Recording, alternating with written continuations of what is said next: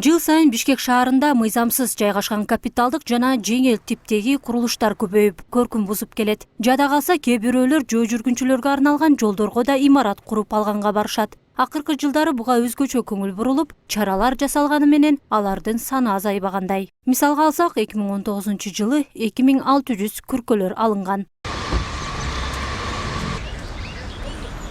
Быйыл жыл башынан баштап өтүп жаткан текшерүүлөрдүн негизинде 2000 курулуш мыйзамсыз деп табылып, бүгүнкү күндө алардын 220сы бузулган.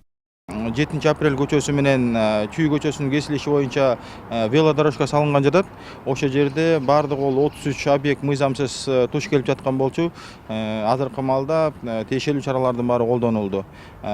Бул боюнча дагы азыр Бишкектеги мына өзүңүздөр болгон рекламалык конструкциялар, көп габариттеги, чоң габариттеги рекламалык конструкциялар боюнча дагы азыркы маалда шаар боюнча рейд жүрүп жатат.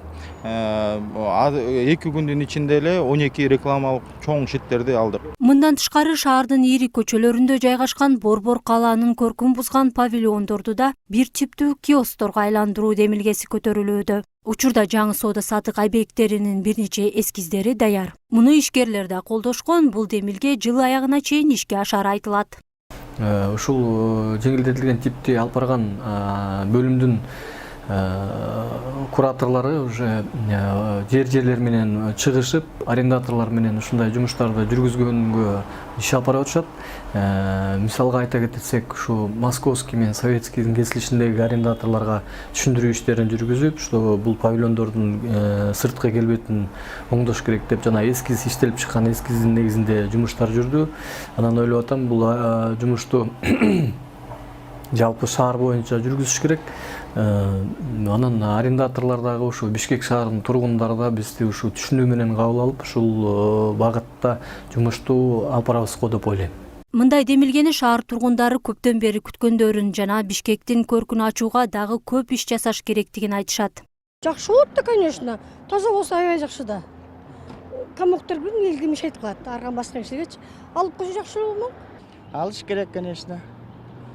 Шаарды порядокко келтириш керек. Жакшы болот анан. Өзүбүз үчүн. Аябай жакшы болот.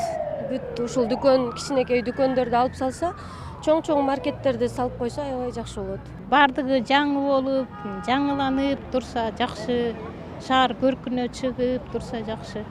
Союз учурдагыдай болуп турат. Киоскаларды алса жакшы болмок.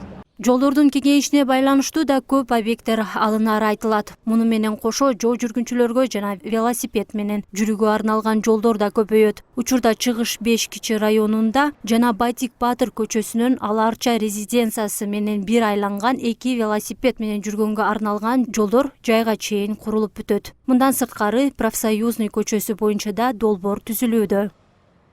Гүлжан Абдразак кызы, Бек Туркалыков, Ош Берим жаңылыктары.